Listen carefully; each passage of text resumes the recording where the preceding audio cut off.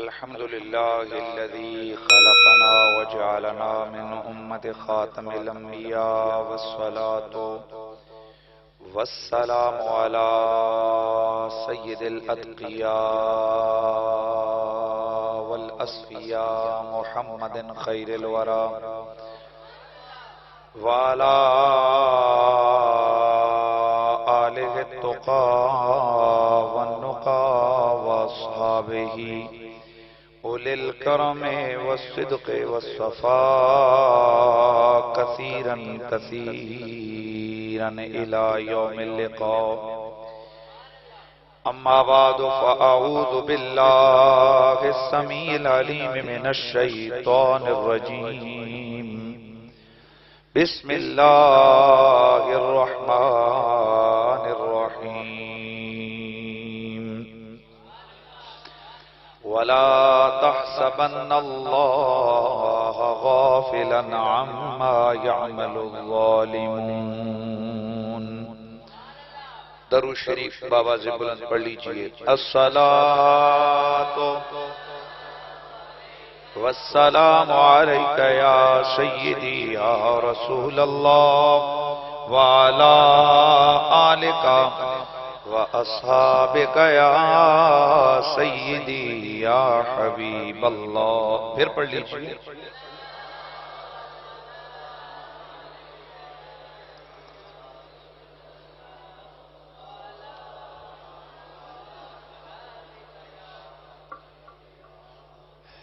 بعد از حمد و صلاۃ لائق تعظیم و تکریم جمیع حاضرین و سامعین، السلام علیکم ورحمۃ اللہ تعالی وبرکاتہ.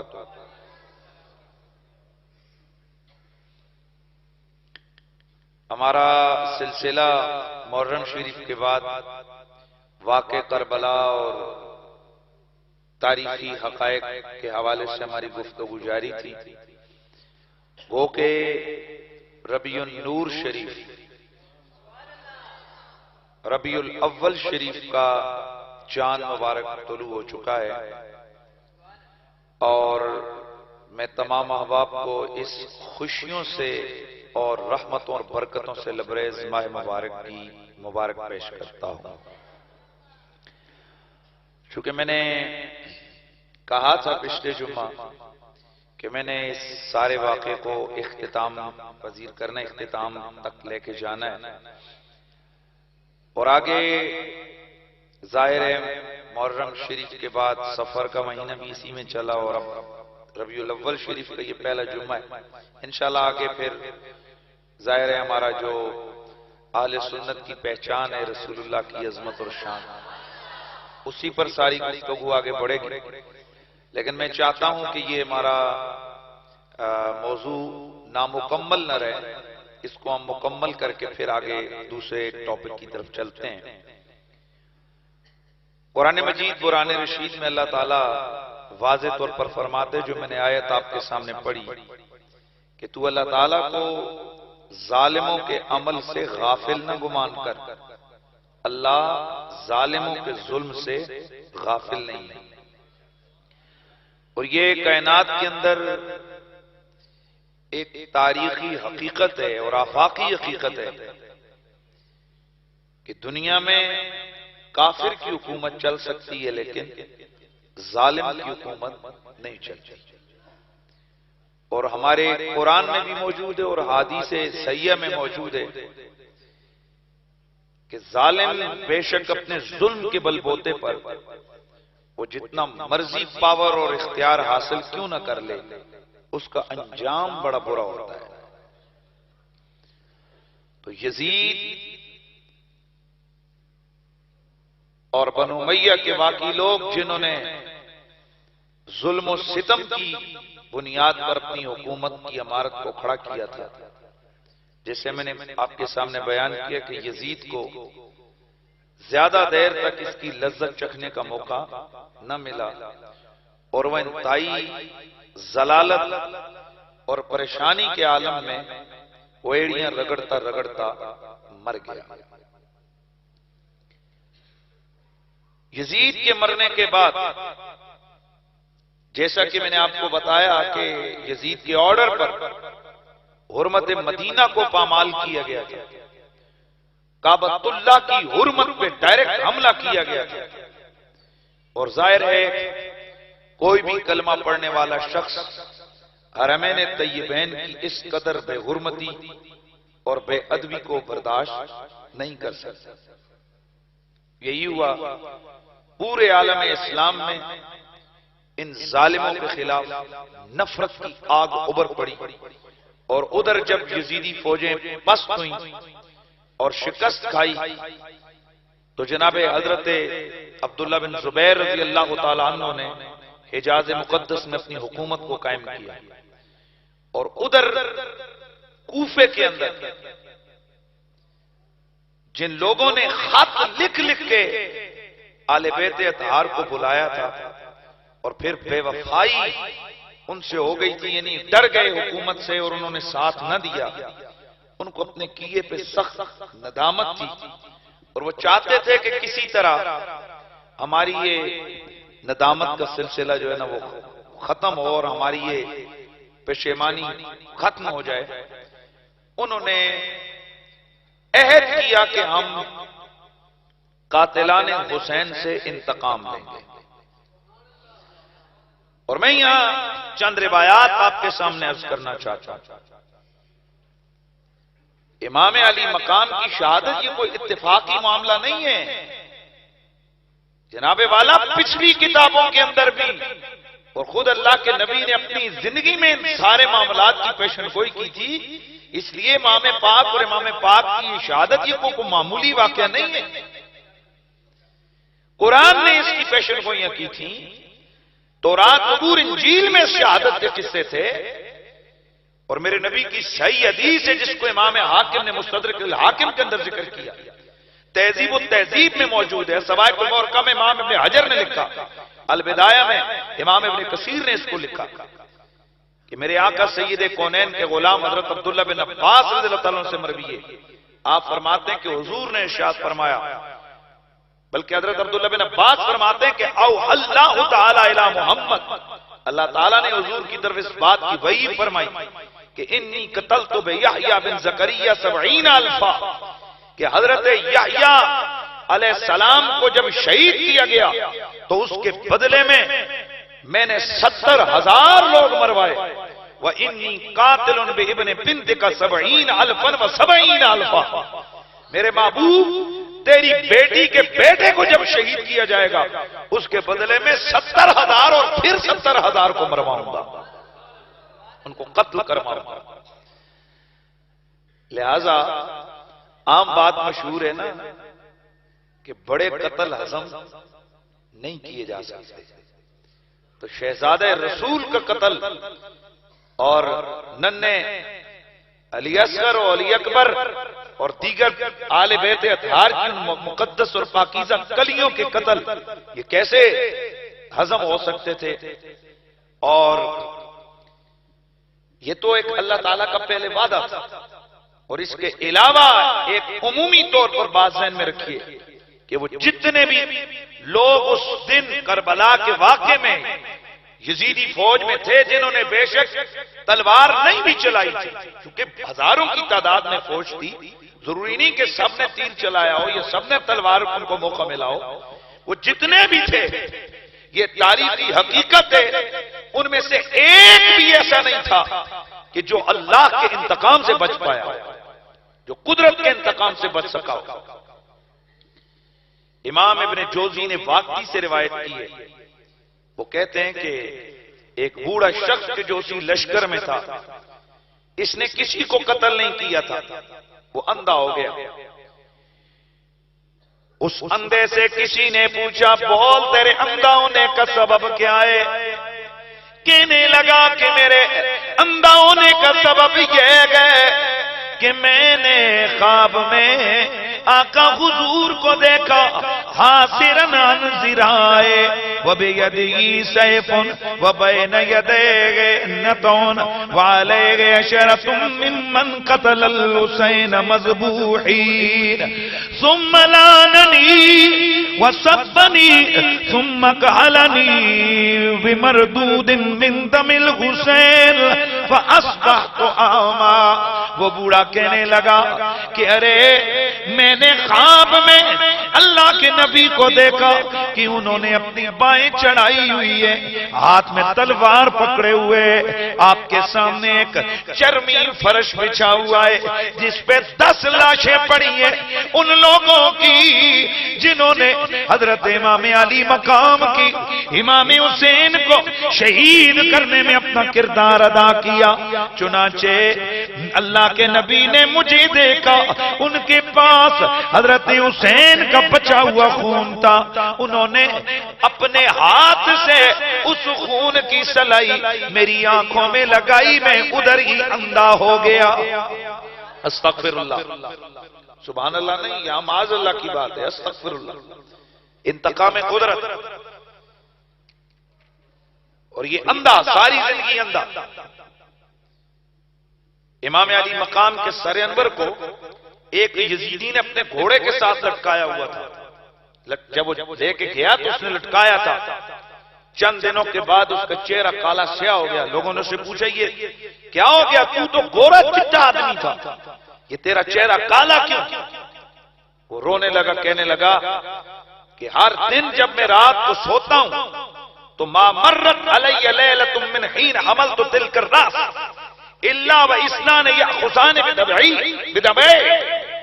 کہ ہر روز جب میں رات کو سوتا ہوں ادھر میری آنکھ لگتی ہے، 2 آدمی میرے آ کر بازوؤں سے مجھے پکڑ کر ایک آگ پر لے کے چلے جاتے ہیں اور وہاں مجھے آگ میں ڈالتے ہیں، اور میں اس آگ کے اندر میں ڈالا جاتا ہوں، میں باہر نکلتا ہوں، میری آنکھیں کھلتی ہیں اور میں ڈر کے مارے کانپ رہا ہوتا ہوں۔ یہ جس دن سے یہ میرا معاملہ شروع ہوا، یہ میرا چہرے کی رنگت سیاہ ہو گئی، اور اس کی وجہ یہ تھی کہ جب ہم سر حسین کو یزید کے دربار میں لے کے جا رہے تھے، راستے میں وہ سر مجھے دیا گیا کہ تو اس کو پکڑ کے چل، تو میں نے اس کو اپنے گھوڑے کے گلے میں لٹکا دیا تھا اٹھا نہ سکنے کی وجہ سے، تو یہ اس کی وجہ سے یہ مجھے سزا دی جا رہی ہے۔ چنانچہ اسی حالت میں وہ روتے روتے ایڑیاں رگڑتے رگڑتے وہ شخص مر گیا، سیاہ چہرہ لے کر مرا، اور اس کو امام شبلنجی نے نور الابصار میں اور امام ابن حجر نے سوائق المورقہ کے اندر لکھا۔ قدرت نے قاتلان حسین میں سے کسی کو چھوڑا نہیں، وہ میں آگے عرض کروں گا کہ کچھ کو تو ظاہراً آل بیت اطہار کے غلاموں کے ہاتھوں سے انتقام کا نشانہ بنایا گیا، اور جو چھپے چھپائے رہ گئے تھے نا، جو سامنے بھئی آج کل کی طرح اس وقت کوئی ریکارڈ تو نہیں ہوتا تھا کہ فلانے کا پتر فلانا بھی اس میں تھا، لوگ جب فوجیں چلتی تھیں آ جاتے تھے۔ بلکہ ایک روایت ہے،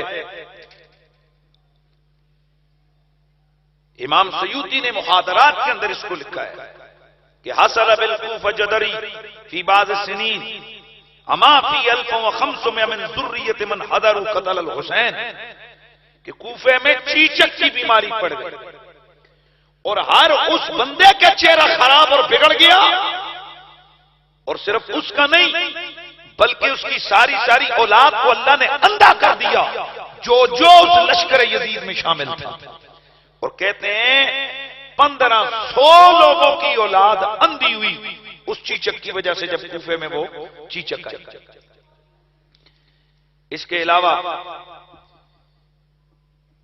اللہ تعالیٰ کا، یہ تو اللہ کا انتقام ہے نا، یہ ساری چیزیں کون، ویسے باقی بھی انتقام اللہ کا تھا، لیکن یہ تو وہ چیزیں کہ جو اللہ تبارک و تعالیٰ اپنی قدرت سے ان کو نشانہ بنا رہا تھا، اپنی قدرت سے ان کا انتقام کا نشانہ بنا رہا تھا اور بتا رہا تھا، تاکہ دنیا والے سمجھ لیں اور دیکھ لیں کہ حسین حق پہ تھا اور اس سے لڑنے والے یہ مردود تھے۔ میں اس لیے یہ عرض کر رہا ہوں کہ اگر ان کو قدرت کی طرف سے انتقام کا نشانہ نہ بنایا جاتا تو جس طرح آج یزید کی اولاد یہ تعویلیں کر رہی ہوتی ہے کہ جی دیکھیں امام حسین اور یزید کی آپس میں سیاسی جنگ تھی، اور یزید کے خلاف کس نے کہا تھا امام حسین کو کہ وہ تلوار اٹھا کے چلیں، وہ دیکھیں نا جی یہ سیاسی جنگ تھی، یہ قاتلان حسین کا جو انجام میرے اللہ کی قدرت کر رہی تھی، یہ بتانے کے لیے کافی ہے۔ اگر سیاسی مسئلہ ہوتا بیچ میں قدرت نہ آتی۔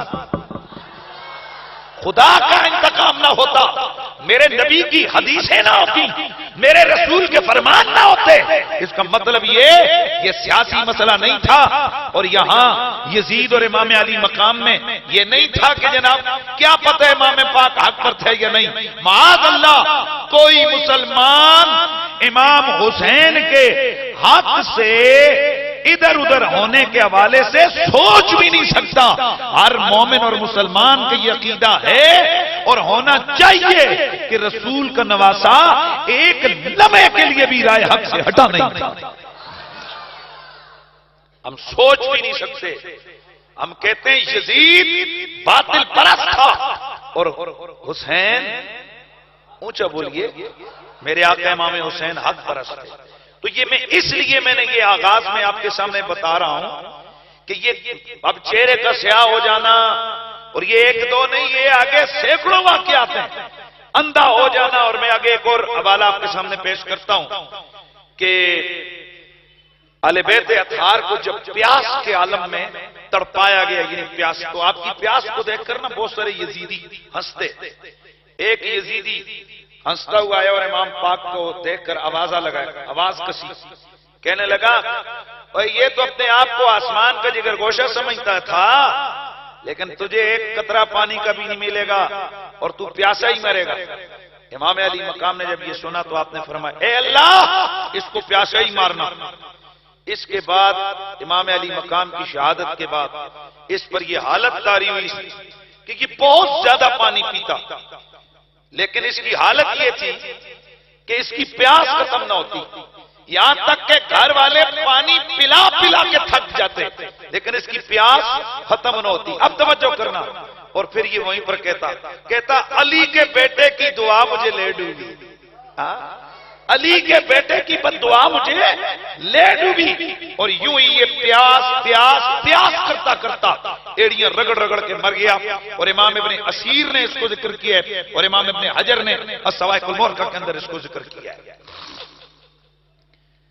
حضرت علی اصغر کو جس لانتی نے شہید کیا تھا، آئیے ذرا اس سے قدرت نے کیا انتقام لیا وہ سوچیے۔ اس خبیث کو شہادت علی اصغر کے بعد کچھ وقت گزرا تو اس خبیث کو اللہ تعالیٰ نے ایسے مرض میں پکڑا کہ اس کے منہ میں بھی گرمی کے دانے آ گئے اور اس کا جسم شدید گرم ہونے لگا۔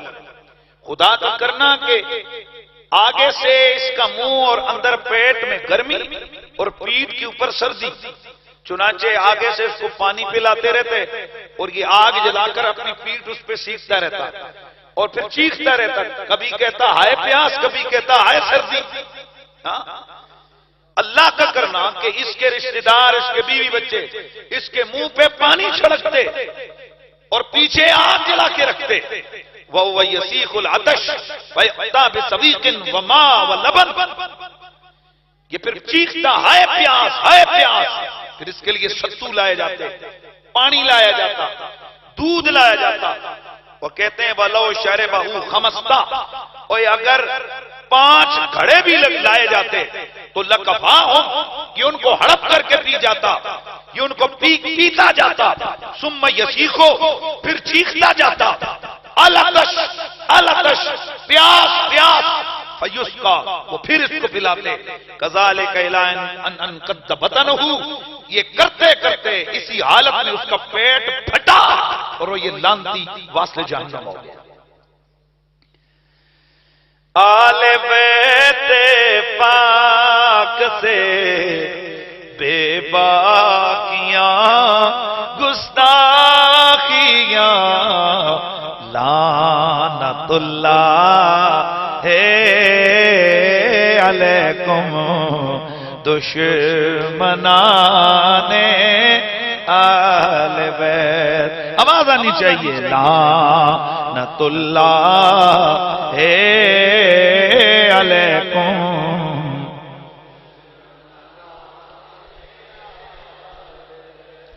امام ابن حجر عسقلانی آپ روایت فرماتے ہیں کہ صالح شقام ایک بہت بڑے اللہ کے ولی تھے، وہ فرماتے ہیں کہ میں نے حلب کے اندر خواب دیکھا کہ ایک کالا کتا پیاس کے مارے زبان نکالتا ہے، میرے دل میں آیا کہ میں اسے پانی پلاؤں۔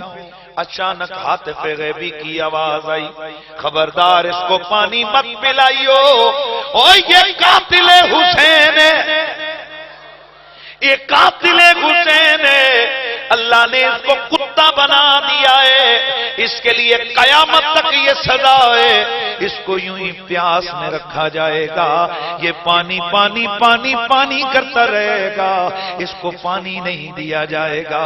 حضرات گرامی، یہ ایک معاملہ نہیں، اس طرح کی ہزاروں واقعات ہیں۔ ایک دن ایک آدمی کے سامنے یہ کہا گیا، امام ابن حجر نے لکھا اور امام ابن کثیر نے لکھا، ایک بوڑھے کے سامنے ذکر کیا گیا کہ جو لوگ کربلا میں شامل و شریک تھے، اللہ نے انہیں سزا دی، وہ پکڑے گئے۔ ایک بڈھا بولا ہنس کے کہنے لگا، شریک تو میں بھی تھا پر مجھے تو کچھ نہیں ہوا۔ اچانک اس نے چراغ جلایا، اچانک وہ چراغ جلاتے ہوئے وہ شمع گری، تیل اس کے کپڑوں پہ، روغن اس کے کپڑوں پہ گرا، اس کو آگ لگی، ادھر ہی جل کے باوجود اس پہ پانی ڈالنے کے آگ نہ بجھ سکی۔ دیکھنے والوں نے دیکھا سامنے سامنے جلتے ہوئے کوئلہ بن گیا، ہر زبان پہ جاری ہو گیا، او حسین ابن علی کے قاتل اپنے انجام کو پہنچے ہیں۔ میں ایک بار پھر آپ کے سامنے عرض کر رہا ہوں کہ یہ قاتلان حسین کو جو قدرت انتقام لے رہی تھی، ان کے چہرے سیاہ ہو جانے، ان کی شکلیں بگڑ جانی، اور پیاس کرتے ہوئے ان کا مارا جانا، اور اسی طرح ان کے گھروں میں آگ لگ جانا، ان کے بچوں کا مر جانا، ان کو کئیوں کو کوڑ کی مرضیں شروع ہو گئیں، اور کئیوں کی نسلوں کی نسلیں تباہ و برباد ہو گئیں۔ یہ سب میرا رب اس لیے کر رہا تھا تاکہ قیامت تک آنے والے حسینیوں کے کلیجے ٹھنڈے ہو جائیں، اور یزیدیوں کے لیے قدرت کی طرف سے یہ راستہ ان کو نظر آ جائے کہ اگر حق ہوتا یزید کے ساتھ تو پھر قاتلان حسین سے اللہ اتنا بھیانک انتقام نہ لیتا۔ اب کوفے کے اندر جو لوگ تھے جنہوں نے بلایا تھا امام علی مقام کو اور ان کے ساتھیوں کو، وہ اپنے گناہ دھونا چاہتے تھے، چنانچہ ایک تحریک توابین کے نام سے تحریک کھڑی، جس کی قیادت حضرت سلیمان بن سرد رضی اللہ تعالیٰ عنہ نے کی، اور یہ سارے لوگ کربلا میں حاضر ہوئے امام علی مقام کے مزار پر، وہاں یہ روئے، معافی مانگی، اور انہوں نے عہد کیا کہ ہم قاتلان حسین سے انتقام لیں گے۔ دیکھیے ذرا، گئی بنو امیہ کی حکومت تو گئی نہ جی، ڈاما ڈول و شام تک رہ گئی، حجاز نکل گیا، عراق نکل گیا، خراسان تک سارا معاملہ ختم۔ ادھر جناب حضرت سلیمان بن سرد کے ہاتھوں پر ہزاروں لوگوں نے بیعت کی، اور یہ طے ہوا کہ سب سے پہلے شام کے اوپر حملہ کیا جائے، اور جو اصل خبیث جس نے سارے یہ ظلم کو گائیڈ کیا تھا، ایک تو تھا یزید اور دوسرا تھا ابن زیاد، چنانچہ کا انتقام اس سے شروع کریں گے۔ چنانچہ یہ اپنے ساتھ فوج لے کر نکلے، کوفے والوں نے حسب روایت پھر ان سے بے وفائی کی، اور حضرت سلیمان بن سرد کے ساتھ چند ہزار لوگ رہ گئے، لیکن پھر بھی یہ انہوں نے سچی توبہ کی ہوئی تھی، اور انہوں نے کہا کہ نہیں، اب یا مریں گے یا قاتلان حسین کو ماریں گے۔ چنانچہ ابن زیاد کے خلاف جب یہ لشکر گیا تو ابن زیاد نے حسین بن نمیر کو 12,000 فوج دے کر ان کے مقابلے میں بھیجا۔ جناب سلیمان کے ساتھیوں نے ہزاروں شامیوں کو قتل کیا، وعدہ یاد ہے نا، 70,000 پھر 70,000، ہزاروں شامی قتل ہوئے۔ ابن زیاد نے اور لشکر بھیجا، وہ اور بھی قتل ہوئے، لیکن چونکہ ان کے پاس فوج بڑی تھی، چنانچہ حضرت سلیمان شہید ہوئے، اور ان کے باقی ساتھی کوئی تو شہید ہو گئے اور کوئی وہاں سے فرار ہو گئے، یعنی وہاں سے واپس آ گئے۔ اس کے بعد مختار سخوی نام کا ایک آدمی کھڑا ہوا، اس نے حضرت محمد بن حنفیہ رضی اللہ تعالی عنہ کی تائید کے ساتھ آواز بلند کی، کہنے لگا میں قاتلان حسین کو انجام تک پہنچاؤں گا۔ چونکہ اس کا مختار کا یہ طریقہ کار ہوتا کہ بڑے بڑے شہروں میں جاتا اور وہاں لوگوں کو ایک بات کہتا لوگوں تمہیں نیند کیسے آتی ہے رسول کے شہزادے کی شہادت کے بعد؟ ظاہر ہے اہل ایمان کی جذباتی وابستگی تھی اس گھرانے کے ساتھ، چنانچہ مختار نے بہت سارے لوگوں کو اپنی معیت میں ساتھ کر لیا، لیکن ابھی تک لوگ کچھ ڈاواں ڈول تھے۔ ادھر حضرت محمد بن حنفیہ رضی اللہ تعالی عنہ جو حضرت علی کے بیٹے اور حضرت امام حسین کے بھائی تھے، حضرت محمد بن حنفیہ، انہوں نے تائید کی، انہوں نے فرمایا بے شک قاتلان حسین سے انتقام لینا ہمارے اوپر واجب ہے۔ ان کا یہ اعلان سن کے ہزارہا لوگ اس کے جھنڈے تلے جمع ہوئے، اور چنانچہ مختار نے سب سے پہلے عراق، کوفہ، خراسان پر قبضہ کیا، یعنی ان کو اپنے، چونکہ ادھر حضرت عبداللہ بن زبیر کا سارا خلافت کا سلسلہ شروع ہو گیا تھا، لیکن مختار نے وہاں سے ان کے جو عمال تھے ان کو نکالا، اور یہ عراق، کوفہ اور ان تمام مضافات پر قبضہ کر کے ان کو اپنے زیر نگین کیا، اور وہاں کے ساری حکومت اس نے اپنے کنٹرول میں کی، اور اس نے اعلان کیا کہ اب میں آل بیت کے قاتلوں کو عبرتناک جو ہے نا انجام تک پہنچاؤں گا اور ان سے انتقام لوں گا۔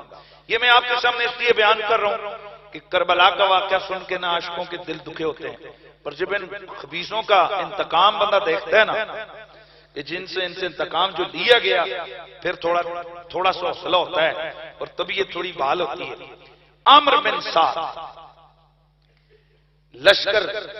لشکر یزید کا سپہ سالار، یہ وہ بدبخت ہے جو حضرت سعد بن ابی وقاص کا پتر، اور سعد بن ابی وقاص وہ صحابی رسول جن کے لیے میرے نبی نے ہاتھ اٹھا کے فرمایا تھا یا اللہ میرا سعد جو دعا مانگے رد نہ کریو، اور یہ سعد بن ابی وقاص عشرہ مبشرہ کے صحابی ہیں۔ کون ہے عشرہ مبشرہ؟ یہ عمرو بن سعد ایک دفعہ حضرت علی کے سامنے کھڑا ہوا، مولا علی نے اس کو دیکھا، یہ بھی چھوٹا تھا، مولا علی نے اس کو دیکھا، آپ نے فرمایا اے سعد کے پتر وہ دن کیسا ہوگا کہ ایک طرف جنت ہوگی اور دوسری طرف دوزخ ہوگی، اور تو خود کو دوزخ کے حوالے کر دے گا۔ اس نے مذاق اڑایا حضرت علی کا، وگرنہ یہ خبیث اگر سمجھتا ہوتا تو اس بات کو سوچتا، جب اس کو آفر دی تھی ابن زیاد نے کہ یا رے کی حکومت لے لے یا حسین سے انتقام، یہ اس نے دونوں میں آفر دی تھی، اس نے کہا چلو جی رے کی حکومت مجھے ملے گی، میں گورنر بنوں گا، لہذا اس نے یہ قیادت قبول کی اور اس نے لشکر کو آ کر امام پاک سے لڑا دیا۔ تو یہ عمرو بن سعد تھا۔ ایک دن حضرت سعد بن ابی وقاص رضی اللہ تعالیٰ عنہ آپ کا غلام آیا اور اس کی ٹانگیں زخمی تھی، تو انہوں نے دیکھا تو فرمایا کیا ہوا تجھے؟ وہ رو کر ہچکیاں بھر کے کہنے لگا اے سعد مجھے آپ کے بیٹے عمرو نے مارا ہے، اور یہ دیکھیں مجھے زخمی کیا، حالانکہ میرا گناہ کوئی نہیں تھا۔ صحابی رسول تھے، غصہ آیا، آپ نے فرمایا یا اللہ اس کو قتل کی سزا دے، یا اللہ اس کو قتل کی سزا دے۔ تو چونکہ دعا کبھی رد تو تھی نہیں حضرت سعد بن ابی وقاص کی، دعا نے ضرور جو نہ قبول ہونا تھا، چنانچہ مختار نے ادھر سلطنت کا نظام سنبھالا، اس نے اعلان کیا، کہنے لگا اے کوفے والو کل سارے ادھر جمع ہو جانا، میں تمہیں ایک ایسا کام کر کے دکھاؤں گا کہ جس سے تمہارے کلیجے ٹھنڈے ہو جائیں گے، آسمان کے فرشتے بھی خوشیوں کے ترانے گائیں گے۔ کہنے لگا کل سارے لوگ منتظر، پتہ نہیں یہ کیا کرنے لگے۔ اس نے عمرو بن سعد کے گھر پیغام بھیجا، مختار بلا رہے تمہیں۔ عمرو بن سعد نے اپنا بیٹا حفص بھیجا، یہ جوان سال لڑکا تھا۔ حفص آیا، کہو تیرا باپ نہیں آیا؟ وہ رے کی حکومت نہیں لینی اس نے؟ کہنے لگا جی ابا جی نے مجھے بھیجا ہے، وہ گھر پہ ہی ہیں۔ ادھر ابن زیاد نے حکم دیا کہ جاؤ اس کا سر کاٹ کے لے آؤ۔ اس کا سپاہی گیا، اس نے جا کر ایک وار کیا تلوار کا، اور عمرو بن سعد کا سر کاٹ کے ایک تشت میں رکھ کے تو مختار کے پاس بھیجا. اب اس نے بلایا ادھر آؤ حفص، عمرو بن سعد کے بیٹے کو بلایا ادھر آ. جب وہ آ گیا کہا ذرا کھول، اس نے اٹھایا چیخا، کہا پہچانا یہ کون ہے؟ کہا انا للہ و انا الیہ راجعون. کہا بتا پھر تیرا باپ کے ساتھ جو سلوک ہوا ٹھیک ہوا؟ کہنے لگا مجھے نہیں پتا. تو عمرو بن سعد نے کہا، مختار نے کہا اوئے اس کو بھی لے آؤ، اس کا بھی سر کاٹو. کہنے لگا میرا کیا قصور تھا؟ آپ نے فرمایا علی اکبر کا کیا قصور تھا؟ اور اس نے بلند آواز سے کہا لوگوں، یہ عمرو بن سعد کا سر حسین کا بدلہ اور یہ اس کے جوان بیٹے کا سر علی اکبر کا بدلہ. ابھی باقیوں کا رہتا ہے سلسلہ.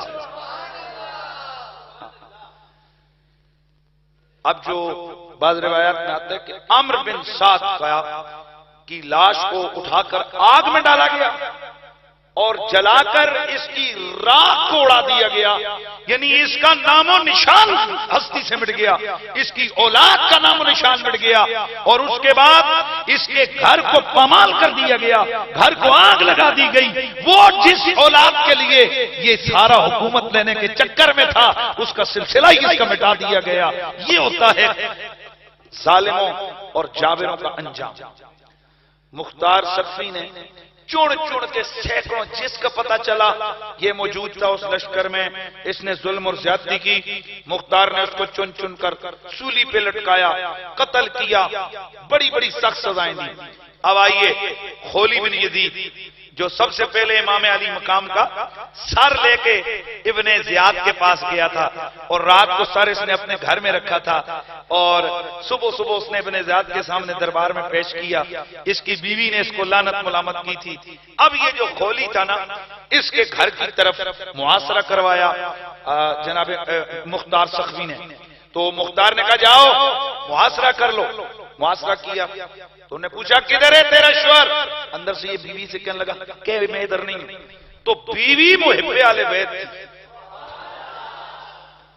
جس دن سے اس نے وہ قتل کیا اس بیوی نے اس کو اپنے آپ پر قدرت نہیں دی تھی.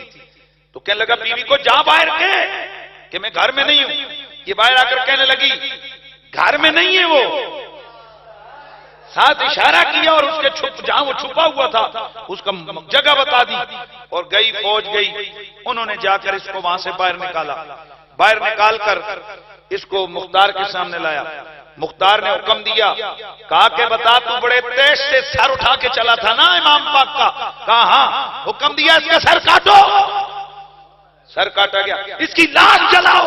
لاش جلائی گئی. اس کا سر شہر کے دروازے پہ نصب کر دو تاکہ پتا چلے حسین کے قاتلوں سے رب نے کیا انتقام لیا.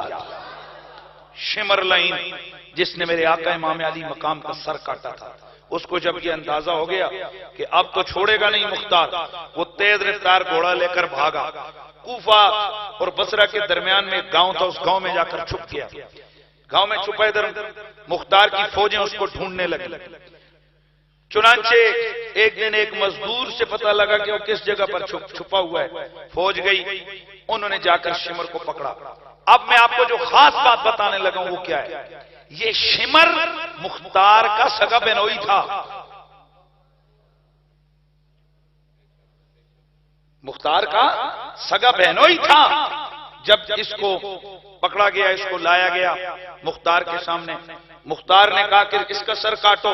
اس کا سر کاٹا گیا اور اس کی لاش کو کتوں کے آگے پھینکا گیا. اس وقت خونخوار کتے ہوتے تھے جو لاش کو کھا جاتے تھے، لیکن تمام مورخین لکھتے ہیں کہ جیسے ہی لاش کو کتوں کے آگے پھینکا گیا، کتوں نے لاش کھانے سے انکار کر دیا. کئی تو یہ توجہ ہے، یزیدی کہتے ہیں کتوں نے دیکھے نا لاش نہیں کھائی. میں نے کہا کتوں نے لاش اس لیے نہیں کھائی کہ اس مردود کا گوشت تمہارے جسم میں نہ آ جائے. اور میں نے آپ کو ایک واقعہ سنایا تھا کہ ابو لہب کا بیٹا جس نے میرے نبی کے اوپر ہاتھ اٹھایا تھا اور سرکار کے کپڑے پھاڑے تھے، جس پر میرے نبی نے فرمایا تھا اللہم سلط علیہ قلبا من کلابک، یا اللہ اس میں اپنے کتوں میں سے ایک کتا مسلط کر.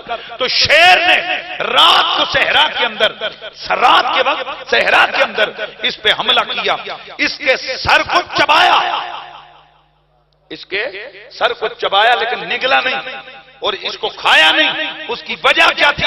خدا کا شیر تھا، اللہ کی مخلوق تھی، لیکن اس گستاخ رسول کا وہ خون اپنے اندر نہیں لینا چاہ رہا تھا۔ اور یہاں بھی کتے تھے، کتوں نے کہا ہوگا ارے پلید ہم بھی نجس ہیں، لیکن تو اس قدر پلید ہے کہ تیری بوٹی ہمارے پیٹ میں نہ آنے پائے۔ کتوں نے اس کو کھانے سے اس کی لاش کو انکار کر دیا۔ اس کے بعد مالک البدوی کو لایا گیا، اس کو پکڑا گیا اور اس کو دوسرے صوبے سے گرفتار کیا گیا۔ اس کے اوپر الزام تھا کہ اس نے امام پاک کی ٹوپی اتاری تھی۔ اس کو بلایا گیا، اس کو بلا کر مختار نے سوال کیا، بول کیا تو نے ٹوپی اتاری تھی؟ کہنے لگا میں نے تو بس ٹوپی اتاری تھی۔ مختار نے کہا چلو، اس نے ہاتھوں سے ٹوپی اتاری تھی، اس کے ہاتھ کاٹ دو۔ اس کے ہاتھوں کو کاٹا گیا، اس کے پاؤں کو بھی کاٹا گیا، اس کو چھوڑ دیا گیا، وہ تڑپ تڑپ کے مر گیا۔ یوں میرے اللہ کی طرف سے قاتلان آل محمد سے برابر انتقام جاری ہے۔ اللہ اکبر۔ حکیم بن طفیل یہ وہ مردود تھا جس نے حضرت غازی عباس کی تلوار پہ قبضہ کیا، حضرت غازی عباس کے کپڑے اتارے تھے۔ جب وہ شہید ہو گئے، ان کا لباس اس خبیث نے اتارا اور ان کا اسلحہ اس نے قبضے میں لیا۔ امام پاک کو، حضرت امام حسین کو اس نے تیر مارا اور یہ اکثر کہا کرتا تھا میرا تیر امام پاک کے پجامے سے گزر گیا تھا۔ استغفر اللہ۔ اس کو جب دوسرے شہر سے گرفتار کر کے لایا گیا تو مختار کو لگا کہ بہت سارے لوگ بیچ میں آگے، بڑے بڑے رؤسا کہ جو اس کی سفارش کرنے لگے، تو وہاں پر عبداللہ بن کامل اس کا نائب تھا، اس نے مختار کے پاس پیش کرنے سے پہلے اس کو جناب ایک مکان کے اندر لے کے گیا۔ اس کو کہا تو نے کپڑے اتارے تھے نا غازی عباس کے؟ کہاں اتارے تھے؟ کہا ننگا کر دو اس کو۔ ننگا کیا؟ کہا تو نے امام پاک کو تیر مارا تھا؟ کہاں؟ اس نے کہا اس کو اتنے تیر مارو کہ اس کی لاش نظر نہ آئے۔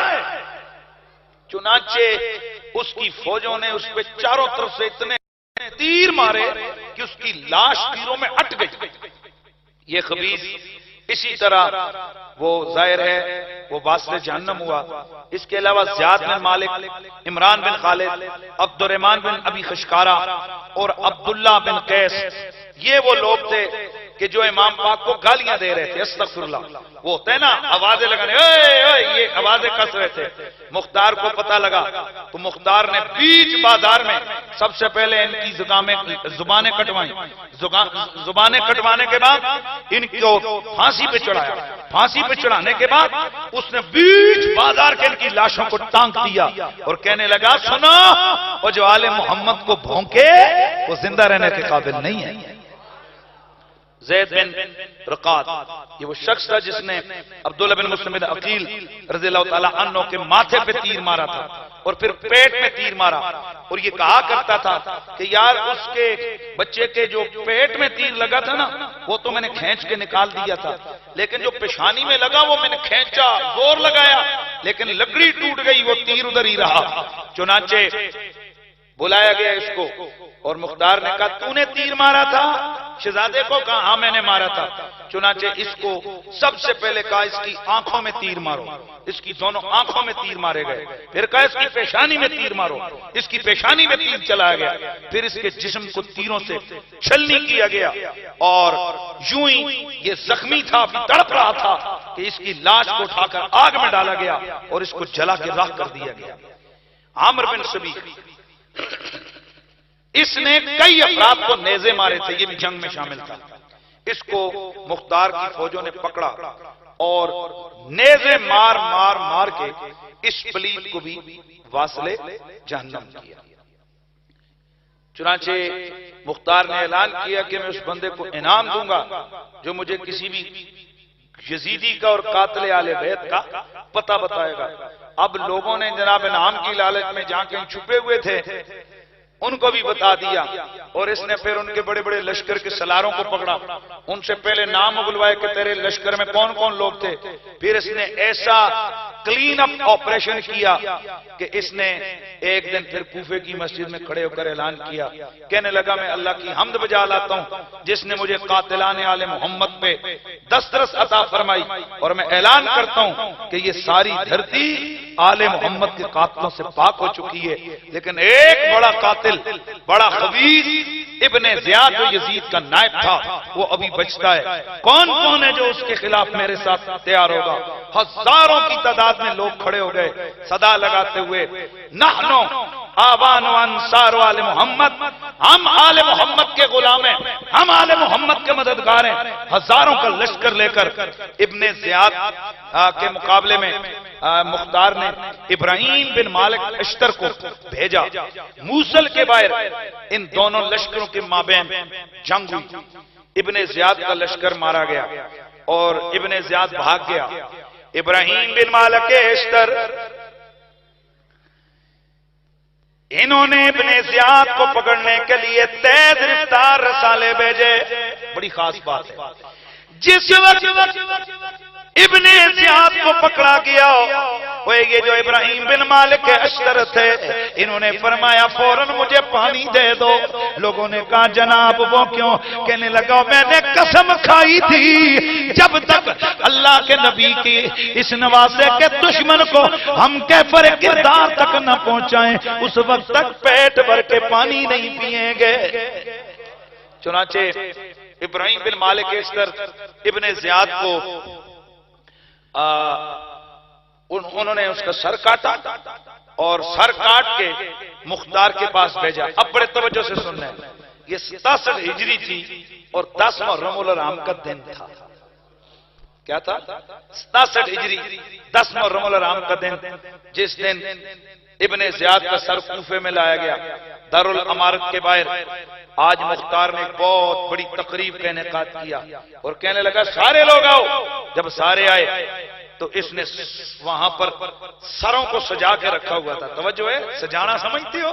اے وہ موتی پھول پا کے نہیں، اینج لین تے لا کے اس نے لائن میں لگا کے۔ اب بہت بڑی بات آنے لگی ہے، اس نے وہاں سروں کو سجا کے رکھا ہوا تھا۔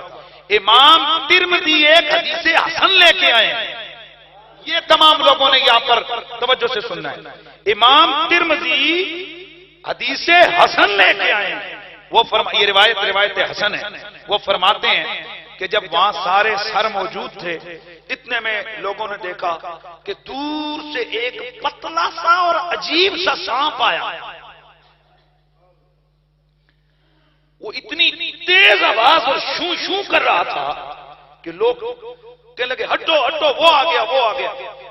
اللہ کا کرنا، ویسے تو آپ کو پتہ ہے سانپ شانپ آئے لوگ پاؤں کے نیچے رکھ کے اس کو مار دیتے ہیں، چھوٹا سانپ تھا وہ پتلا سا، لیکن خدا کا کرنا کہ کسی نے اس کو مارا بھی نہیں اور وہ توڑتا ہوا آیا۔ توجہ رکھنا ہے، وہ سارے سروں کے پاس پھرا، سارے سروں کے پاس پھرا، پھر ابن زیاد کے سر کے پاس آیا، اس کے منہ تھوڑا کھلا تھا، اس کے منہ سے گھسا، ناک سے نکلا، پھر ناک سے گھسا، پھر منہ سے نکلا۔ اسی طرح اس نے چند بار کیا اور لوگ سارے استغفر اللہ استغفر اللہ استغفر اللہ پڑھ رہے تھے۔ سوال تو یہ پیدا ہوتا ہے یار یہ تو قبر کا عذاب ہو سکتا تھا، قبر میں ہو جاتا، یہ قدرت کا عذاب تھا، اللہ عطا کر دیتا، لیکن سنو یہ سانپ اس کی حقیقت کیا ہے؟ امام ترمذی لکھتے ہیں کہ یہ سانپ پھر جیسے ہی 2-3 بار ایسا ہوا اچانک کہیں غائب ہو گیا اور ہر ایک کی زبان پہ یہ جاری ہو گیا، وہ آیا تھا وہ چلا گیا، یعنی سانپ کے بارے میں وہ آیا تھا وہ چلا گیا۔ کوئی کہتا فرشتہ تھا، کوئی کہتا کیا تھا، کوئی کہتا کیا تھا، لیکن بہرحال یہ سانپ نے 3 بار اس کے ساتھ یہ سلسلہ کیا، لوگ توبہ توبہ کرنے لگے۔ سوال تو یہ پیدا ہوتا ہے کہ یہ سانپ کیوں مسلط کیا اللہ نے؟ یہ قیامت تک آنے والے یزیدیوں کے ناطقے کو بند کرنے کے لیے، اور حسینیوں کا سر بلند کرنے کے لیے یہ کیا تاکہ قیامت تک کبھی کوئی یزیدی اس خبیث کمینے کی حمایت میں، یزیدیوں کی حمایت میں بولے تو حسینیوں کے پاس یہ دلیل ہو اور روایت بھی ترمذی کی ہو، یہ دلیل ہو ان کے پاس، اور لاکھوں ہزاروں لوگوں کے بعد ان کی ہزاروں لوگوں کی آنکھ دیکھا یہ واقعہ ان کے سامنے موجود ہو کہ وہ کہہ سکیں اگر یہ بدبخت نہیں تھے تو رب نے ان پہ سانپ کیوں مسلط کیا تھا۔ اب یہ توجہ ہے، یہ تو ہے نا ان کے سروں کا حال، توجہ ہے، یہ تو ہے ان کے سروں کا حال، اور میں آپ کو بتا چکا کہ آل محمد کے سروں کا حال کیا تھا۔ یہ جہاں جا رہے ہیں وہاں گند جا رہے ہیں، یہ خبیث یہ یزیدی وہاں گند اور بدبوئیں پھیل رہی ہیں، اور آل محمد کے سر جس بستی سے جا رہے ہیں وہاں لوگ کلمے پڑھ کے مسلمان ہوئے جا رہے ہیں، وہاں کلیسا مسلمان ہو رہے ہیں، وہاں یہودی مسلمان ہو رہے ہیں، وہاں پورے عیسائیوں کے گاؤں مسلمان ہو رہے ہیں۔ اور کہنے والا کہا کرتا تھا، اور ایک بزرگ کہتے تھے، کہا کرتے تھے، وہ کہتے تھے آل محمد آئی دین کی خدمت کے لیے تھی، جب انہیں شہید کر دیا گیا ابھی دفن نہیں ہوئے تھے، سر تھا، یہ وہاں بھی دین کا کام کر رہے تھے، لوگوں کو مسلمان کر رہے تھے، یہ وہاں بھی تبلیغ کر رہے تھے، یہ وہاں بھی لوگوں کو مسلمان کر رہے تھے۔ اللہ اکبر۔ تو یہ انجام ہوا کس کا؟ اس دشمن آل محمد، کس کا بولیے؟ دشمن آل محمد ابن زیاد کا۔ یہی وہ ابن زیاد تھا جو امام پاک کو بری بری باتیں اس نے کہی تھیں، اور اس نے حضرت سیدہ زینب کے بارے میں کیا کیا کہا، حضرت امام زین العابدین کو کتنا غلط طریقے سے، اور پھر آل بیت کی ان مقدس ہستیوں کو کس طرح ننگے اونٹوں کی پشتوں پہ بٹھا کے اتنے ہزار میل اس نے دور وہاں سے بھیجا۔ حضرات گرامی، یہ انتقام قدرت تھا، اور اس لیے بہت ساری روایتوں میں کہ ایک راوی وہ کہتے ہیں کہ جس وقت ابن زیاد کے سامنے سر حسین پیش ہوا میں اس وقت وہاں موجود تھا، پھر اسی دارالعمارت کے اندر، توجہ رکھنا، اسی دارالعمارت کے اندر مختار کے سامنے ابن زیاد کا سر تھا، میں وہاں موجود تھا، اور پھر اسی دارالعمارت کے اندر مختار کا سر مصعب بن زبیر کے سامنے تھا اور میں وہاں موجود تھا، اور پھر اسی دارالعمارت کے اندر مصعب بن زبیر کا سر اس وقت کے خلیفہ کے سامنے تھا، میں اس وقت کے گورنر کے سامنے تھا، میں اس وقت بھی وہاں موجود تھا۔ چنانچہ یہ سن کر اس وقت کے حاکم نے اس دارالعمارت کو کیا کر دیا؟ گرا دیا۔ اس نے کہا یار یہ بڑا منحوس جو ہے نا دارالعمارت ہے، اس کو گرا دیا جائے۔ تو میں عرض کر رہا تھا مختار سقفی نے اپنا بھانجا بھی قتل کروایا، یہ بڑا خاص سننے کی بات ہے۔ شمر تو قتل کروایا ہی کروایا، اس نے کہا اس کے بیٹے کو بھی بلاؤ، یہ میرا جو بھانجا ہے اس کو بلاؤ۔ بہن آئی، بھیا اس کا کیا قصور ہے؟ تو میرا بھائی ہے، اس کا کیا قصور ہے؟ یہ میں آپ کو بتانے لگا ہوں کہ جہاں ایمان اور دین کا مسئلہ آ جائے نا، جہاں محبت کے معاملے آ جائیں وہاں نہ رشتے رہتے ہیں، نہ کوئی ماں رہتی ہے، نہ باپ رہتا ہے۔ آج لوگ کہتے ہیں ممتاز قادری نے باس کو مارا۔ اوے آل محمد اور رسول کے جو عاشق ہوتے ہیں وہ جب اپنے ماں باپ کو خاطر میں نہیں لاتے، باس کی کیا حیثیت ہو جاتی ہے یار۔ تو عمرو بن یہ مختار کے سامنے اس کے بہنوئی کے بیٹے یعنی شمر کے بیٹے کو لایا گیا، اس کو لایا۔ بہن نے کہا یہ تو گیا ہی نہیں تھا کربلا میں، اس نے کہا کربلا میں نہیں گیا تھا، اور جب اس کا باپ آیا تھا تو یہ لوگوں کو فخر سے تو کہا کرتا تھا نا، مجھے پتا ہے یہ لوگوں کو کہتا تھا میرے باپ نے اتنا بڑا بندہ مارا، میرے باپ نے اتنا، یہ فخر کرتا تھا نا۔ اس کا مطلب ہے یہ بھی حضرت امام علی مقام کی شہادت سے خوش تھا، لہذا جو خوش بھی ہو وہ بھی یہاں جینے کے قابل نہیں ہے۔ کاش آج کے دور میں بھی کوئی مختار ہوتا، تو نہ جانے یہاں کتنوں کے اس طرح کے نمبر لگے ہوئے ہوتے کہ جو امام علی مقام کے اس شہادت کے والے سے یزید کے جناب سپاہی بنے ہوئے ہیں۔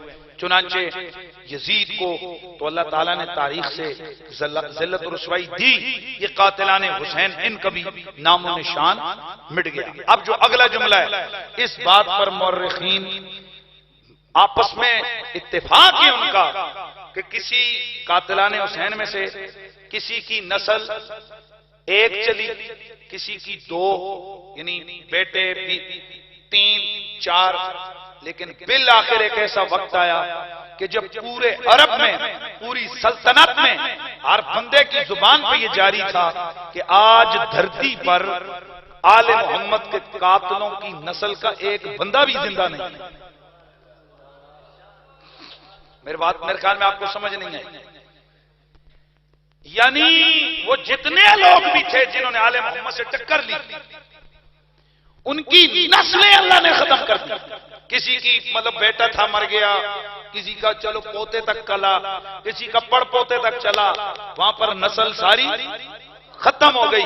اور پھر لوگوں میں مشہور ہو گیا کہ اس وقت دھرتی پہ آل محمد کربلا کے ان شہیدوں کے قاتلوں میں سے کوئی فرد دھرتی پہ نہیں ہے. اور یزید نے جن کو مٹانے کے لیے یہ سارے جتن کیے تھے، امام زین العابدین کو بھی شہید کرنے کی کوشش کی تھی، اور یہ کہا تھا کہ میری اولاد اور ہمارے خاندان یہ تو ریت کی طرح ہے اور تمہارا تو خاندان ہی مٹ چکا ہے.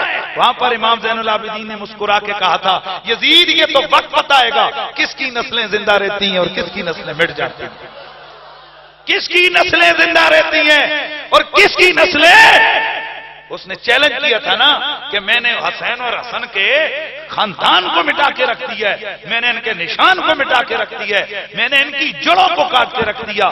وہاں پر امام زین العابدین نے اپنی بصیرت سے فرمایا تھا او یزید، او یہ تو وقت بتائے گا نسلیں کس کی رہتی ہیں. اور میں نے آپ کو شاید بتایا کئی بیٹے تھے یزید کے،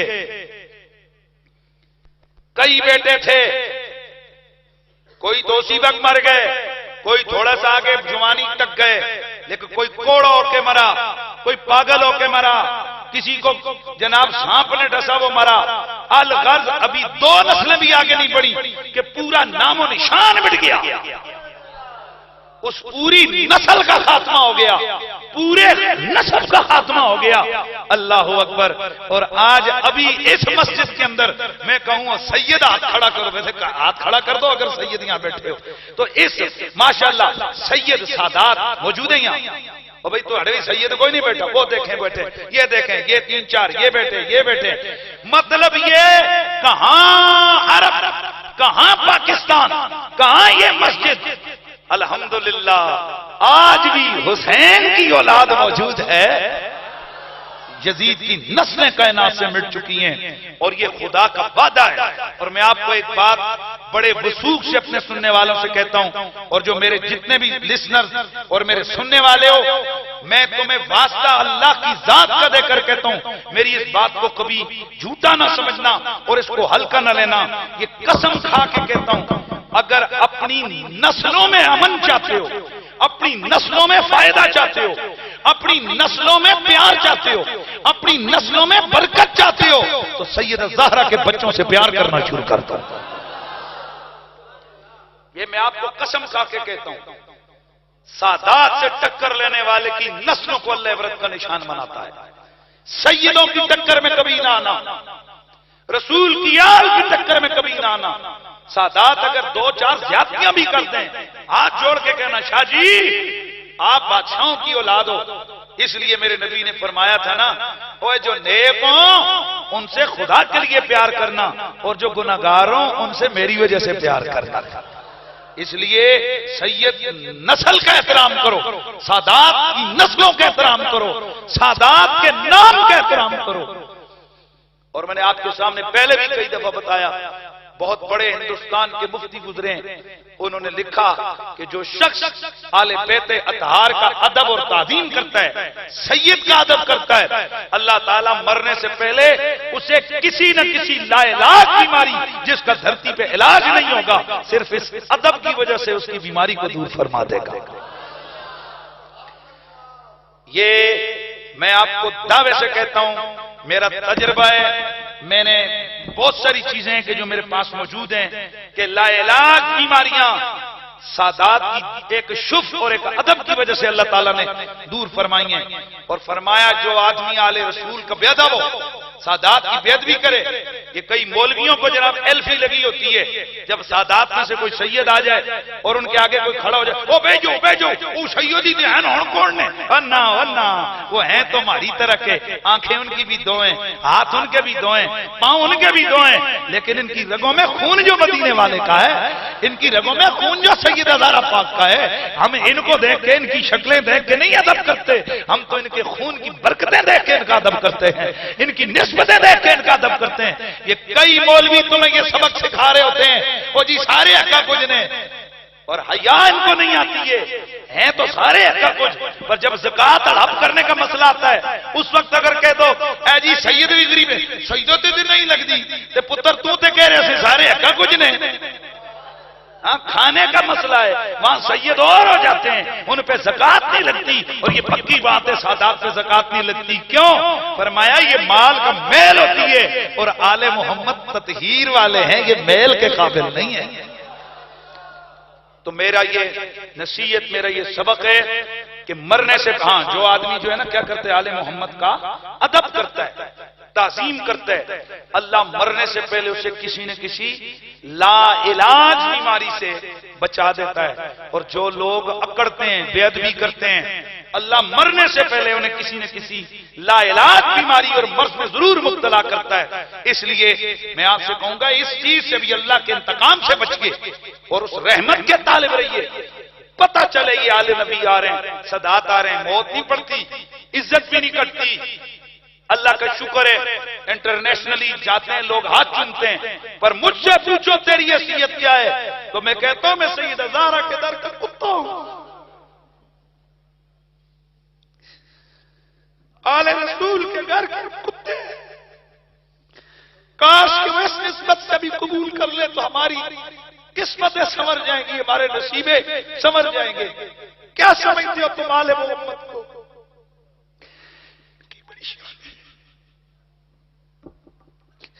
ہمارا دماغ خراب نہیں ہے, ہم گھنٹوں تمہارے سامنے تقریریں یاد کرتے ہیں, ہم کوئی ان سے پیسے نہیں کھاتے ہیں, کوئی اسپیشل ہمیں فنڈ نہیں ملتا کہ ہم ان کی تعریفیں کریں اور ہمیں کوئی خاص چیز ملے. خدا کا بندہ ہماری ڈیوٹی ہے, اور ہم خدا کے سامنے ہاتھ اٹھا کے دعا کر کے کہتے ہیں اللہ تو گواہ ہے, ہم اپنا حق ادا کر رہے ہیں.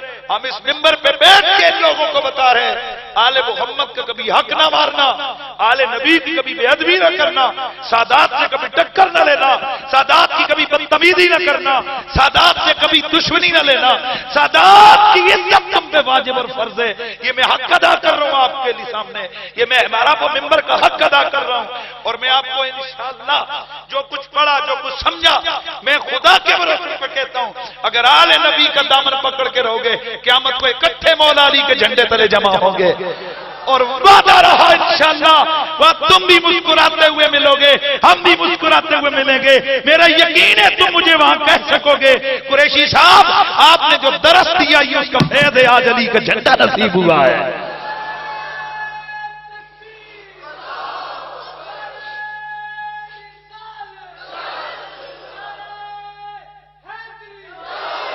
میں آج کے موضوع کو کلوز اور وائنڈ اپ کرنا چاہتا ہوں.